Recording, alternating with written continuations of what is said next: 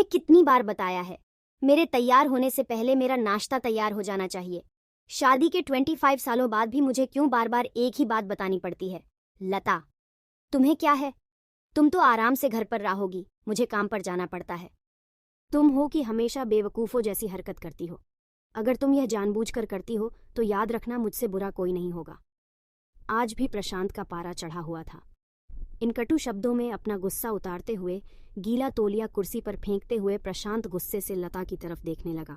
लता के लिए प्रशांत का यह बेवजह का गुस्सा कोई नई बात नहीं थी। वह महीने में 3-4 बार ऐसे ही लता पर बरस पड़ता था। पहले पहले लता उसका विरोध किया करती थी, लेकिन जब कई सालों तक प्रशांत में कोई बदलाव नहीं दिखा तो लता ने खुद को ही बदल दिया। अब प्रशांत के कुछ भी कहने से लता को कोई फर्क नहीं पड़ता था। प्रशांत की हर बात वो चुपचाप सिर नीचे झुकाए सुन लेती थी।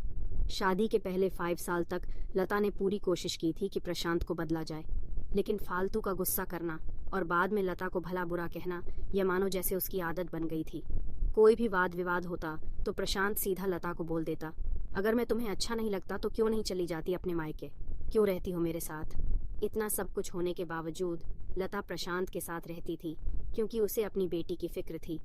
और वह जाती भी तो कहा, अपने बूढ़े हो चुके माँ बाप को इस उम्र में परेशान करना वह नहीं चाहती थी। समाज और लोग क्या कहेंगे, यह भी तो उसे देखना था। वह इतनी पढ़ी लिखी भी तो नहीं थी कि खुद जाकर कोई नौकरी कर सके और अपना और अपनी बेटी का पालन पोषण कर सके। लता को अब अपनी फिक्र नहीं थी। उसको फिक्र थी तो बस अपनी शादी लायक हो रही बेटी की। लता नहीं चाहती थी कि पति पत्नी के झगड़े की वजह से काव्या डिस्टर्ब हो। काव्या की पढ़ाई पूरी हो चुकी थी, उसके लिए अब शादी के रिश्ते आने लगे थे। कई रिश्तों को काव्या ठुकरा चुकी थी। 2-3 महीने बाद एक अच्छा रिश्ता आया। रिश्तेदारों और पहचान के लोगों ने भी लड़के के बहुत गुणगान किए थे।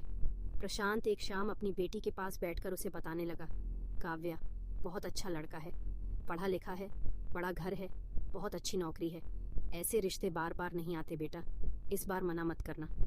काव्या अपने पिता से ज्यादा बात नहीं करती थी।